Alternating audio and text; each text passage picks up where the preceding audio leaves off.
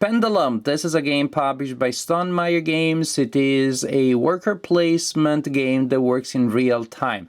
The first of this kind that at least I tried or even heard of. If other games do it, I don't think it's a system that is particularly common. The game is, according to the box, for 1 to 5 players. Yes, there is a way of playing solitaire, but you have to also control 2 automatons, and I'm not particularly fond of doing that, so I haven't played it that way, so I won't be able to comment. I only played it multiplayer. So, a real-time worker placement. Pretty cool, huh? This is the board, but before we look at the general board, we're gonna look at the player's board. Each player has a personal board, such as that one, representing their character. The idea is that these characters are trying to take control or politically influence a kingdom, so they're gonna collect combat or military points, culture points, money, votes represented by these squares here, and they want to use them to do different things. Also, it's interesting that different characters have different boards. As you can see, those tracks are different here. The starting values are different, and we will see later what that means. Each player has a unique deck of cards matching the symbol on the board. As you can see, and these cards will give different kinds of advantages as you play them during the game. There are 3 tracks there, and they are for victory points, and they represent different kinds of victory points. You want to get the red, the blue, and the yellow, and they're not the same. As you can see, there are different symbols at the beginning of the track, and that tells you when you take an action with that symbol, then you score victory points of that kind. Also, you need to be able to complete an accomplishment at least once per game, and you move that marker there to indicate that accomplishment. We'll see what that means. If at the end of the game only one player has all of their score markers in the parchment area, then that player wins the game. If multiple players have all their markers in the parchment area, then the player who has had the most, totaling all of their points there. So 1, 2, 3, 4, 5 points for that player. Otherwise, if that's not the case still, then all players that did not complete their accomplishment are out of the game. And then of the other players, the one that did best with the worst marker, the one who is ahead with their least ahead marker, wins the game.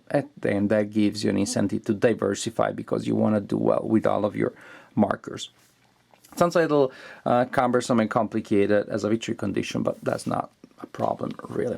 So you have areas here where you will collect cubes representing your resources. I have 1 military, 1 culture, and 4 money, for example.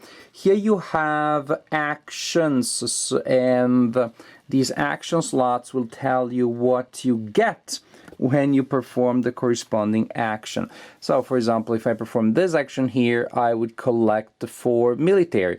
If I perform this action here, I will collect 5 culture. During the game, you will also acquire province cards, and they look like this. And when you acquire a province card, you place it under your mat, and you decide how you want to orient it, as long as the background that remains visible after you slide it under your mat matches the background of the action there. So red background, I can do that. And I can add multiple upgrades to each action slot. So now when I take that action, I will simply collect all of the resources indicated there. So right there, by taking that action, I get 4 military, 2 culture, and 2 money. Pretty good.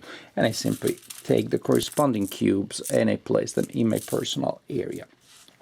Did I mention that this is a worker placement game? So we got workers. We start with a large worker and a small worker.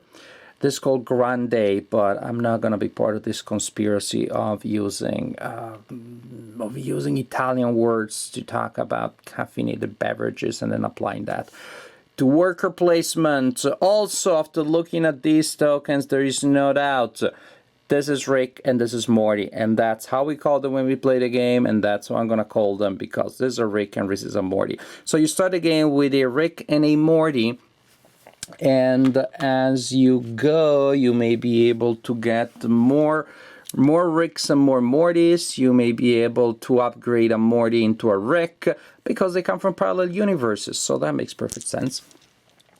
So this is for what you get at the beginning of the game. Now, as for the board itself, it is divided into multiple areas. Some are meant there to store things that you can acquire during the game, such as to store provinces that you may acquire by taking the corresponding action. Also, accomplishment cards. One of them is available each turn, and to complete an accomplishment, you simply need to show that you own those resources, say 8 coin and 3 votes, or 4 culture, 4 coins and 3 votes. You show that you have them, you don't spend them. And there is also a token there on the accomplishment available, or the achievement available for that turn. When you're the first player to complete it, you place a marker there, and you take this one, and this is how you score that special gray point there. So during the game, you need to complete this one at least once, or else you cannot win the game. So at least once you need to be the first player to complete an achievement. By completing the achievement, you also get the bonus indicated there. But we want to know about how you perform actions, and the actions are performed using these 3 areas on the board: the purple, the green, and the black. Each has a timer, and these timers last different amount of times. This is 45 seconds, 2 minutes, and 3 minutes. Each area also has 2 identical tracks of action boxes. You can see this one is exactly identical as this one. The general idea is that when the game starts, all of the timers will be started, like so. And as the game goes, players will move their Ricks and their Mortys. A Morty can only go into an empty green or purple area, but any number of workers can go in a box in a black area. A Rick can go wherever the heck he wants, and so can also go in areas that already contain other Mortys and other Ricks. Again, the Mortys have less mobility, because in these 2 places they can only enter empty action boxes. Another thing, so in each action area you can move people into boxes or from box to box, whatever the heck you want. It's real time, everybody goes at the same time, there are no specific turns. You can move your workers to or from boxes from the area that does not have a timer on. That's why, for example, I could move people, I could move somebody there. When a timer is done, anybody at any time after the timer is done, doesn't have to be done immediately, a timer can sit there for a while, anybody can take it, start it again, and place it on the other section of that area. And the meeples, so the Ricks and the Mortys that are in the action box that has a timer next to it, then they can perform the action. To perform the action, you move them from the top to the bottom, and you perform the corresponding action, which be, in this case, to get a cube, a resource cube of any kind. There may be costs associated, so if I am performing that action, I need to pay 4 military points, and by doing so, I get a province card from this area here, or if I feel lucky, I can draw it. So this is the general mechanism. You move people into and out of the top action boxes of rows that do not have a timer. And like that would be the guess. And then when a row has a timer, then I perform that action. For example, I collect that one. Now I can take this right here and move it somewhere else. This one, once it performs the action, it's stuck there until the timer is done and is moved to the other section. The purple timer lasts 3 minutes, and it is also the one that is used to determine how long a turn is going to be. Because every time that you reset it, you knock out one of these markers here. And once those 3 markers are gone, so for a total of at least 12 minutes, because there may be a pause between each reset, after at least 12 minutes, the round is over. This is the general idea, which is very new to me. The fact that you move workers to the top action box to reserve that action when the timer is not there. When somebody puts the timer there, then you resolve the action.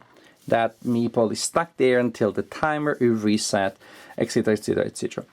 And so, of course, timing is of the essence. As for the actions, they usually will be to pay some money or other resources and collect stuff. Well, score points, collect stuff, and trigger those actions, remember, that are on your player board and that can be improved by using provinces.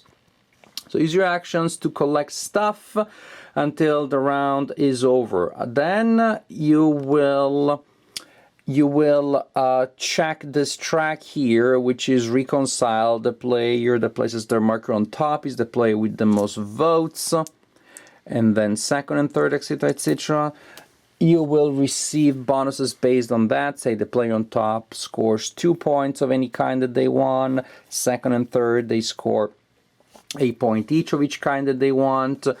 They also get to select a reward card from that board. Those cards will change from turn to turn, and the most votes you have, the earlier you go to choose. And you can do different things, such as upgrading a Morty into a Rick, buying a victory point of that kind by spending 2 culture, and so on and so forth. A free action, well, free not so much, but in the sense you can take it at any time, is after you've spent your cards, your personal cards that give you special bonuses, you've spent them, then you can spend 5 culture, as indicated by the reminder, they 5 culture to pick them back up, put them into your hand, and spend them again.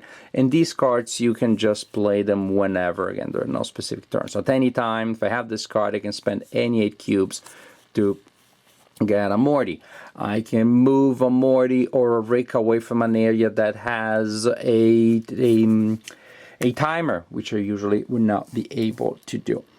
So this is what you do between turns in the so-called council phase. You determine who has the most votes, and people collect rewards, which again also include those cards.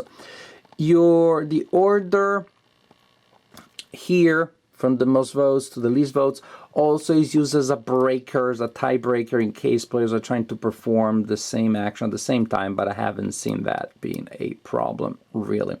So you play turn after turn, moving your Ricks and Mortys around like crazy, performing those actions, collecting stuff, spending resources to perform those actions. Ultimately, all this is done in the desperate attempt to collect as many points as possible from every category of points. Continue like this until the end of the game, and at the point the player who did best with their victory points wins the game. I like it, but what a beast. This is like caviar. It's delicious, but you can't eat it every day. There's so much intensity here going on.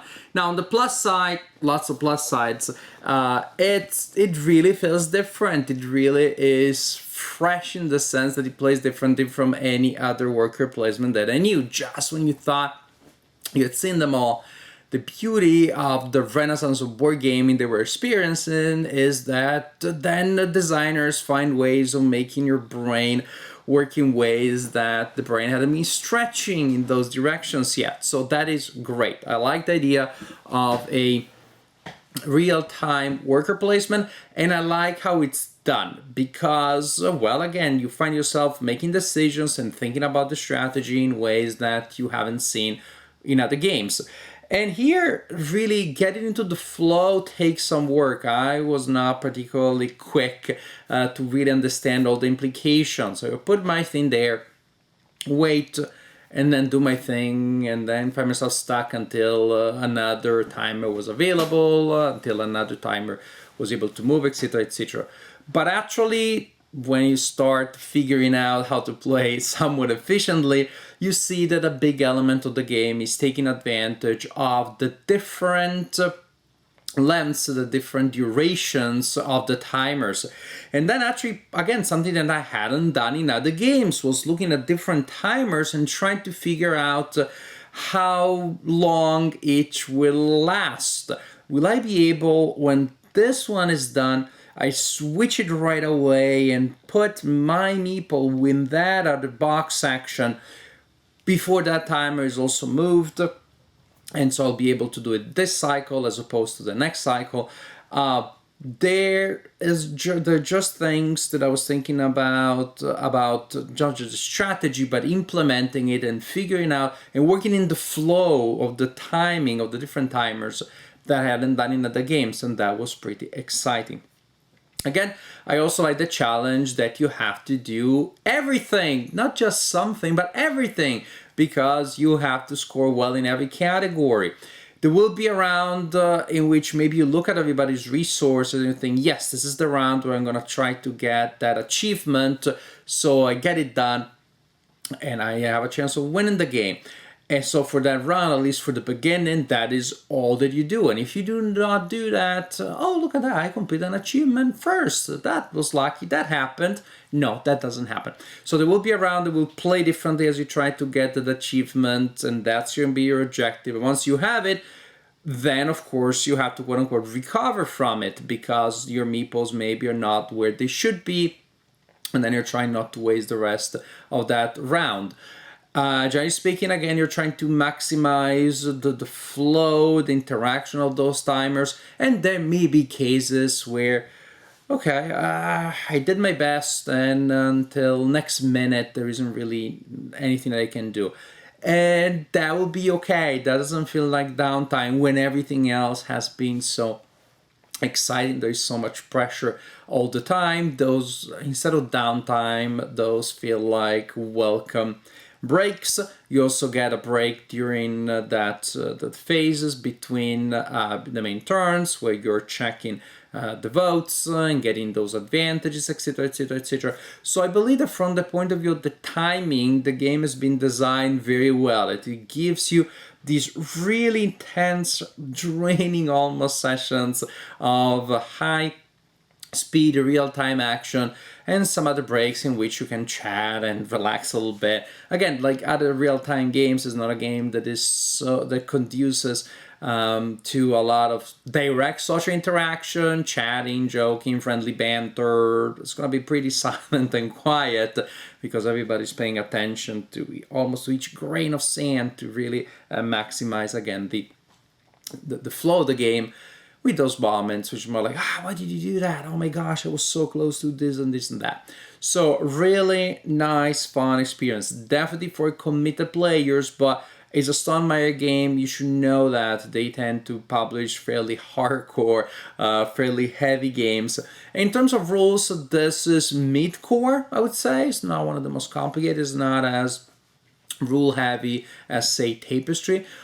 But from the point of view of experiencing the game, it's pretty hardcore because it requires committed players that really want to think about the design and nothing else, and want to be engaged in this race within the clock. It's not really a race against the clock. It's not a countdown. You want the time to go fast in certain moments, and now I like it to go a little slower because I don't know where the icon that I need is. Which actually leads me to some minor complaints that I have about the production. The icons somehow don't feel as different from one another, don't feel as distinct as I like them to be. There were times, and I wasn't the only one that the players complained about also, where they were looking around and it looked like an icon would be to score points, but actually it's for something else, or it would be for a certain action, it was something else. Also, they don't stand out from the background quite as much, so I shouldn't have to really worry where is that action. I should be able to see those at a glance. It would have made probably the board less pretty if there was more contrast and so you had little more of a drab background and those icons. Well, of course it's there. Well, stop staring at me icon. That'd be fine.